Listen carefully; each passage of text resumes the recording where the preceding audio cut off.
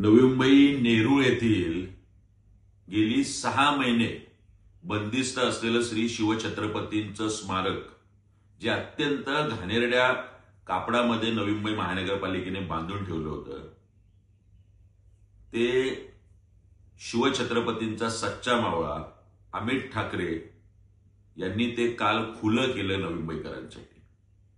आणि याबद्दल नवी मुंबई पोलिसांनी या दळबद्री सरकारच्या दबावाखाली अमित ठाकरेंवर गंभीर गुन्हे दाखल केले। मुंबई उच्च न्यायालयाने दादर येथील कबूतरखाना बंदिस्त करून ठेवायला सांगितलं होता, मात्र तिथे एका जैन समुदायाच्या वतीने आंदोलन करून तो खुला करण्यात आला।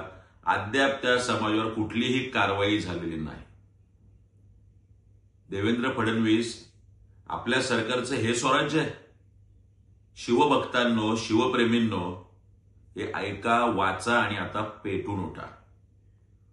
अमित ठाकरेजी, तमाम महाराष्ट्राला, प्रत्येक शिवभक्त आणि शिवप्रेमीला नुसता आपला अभिमान नाही तर गर्व आहे।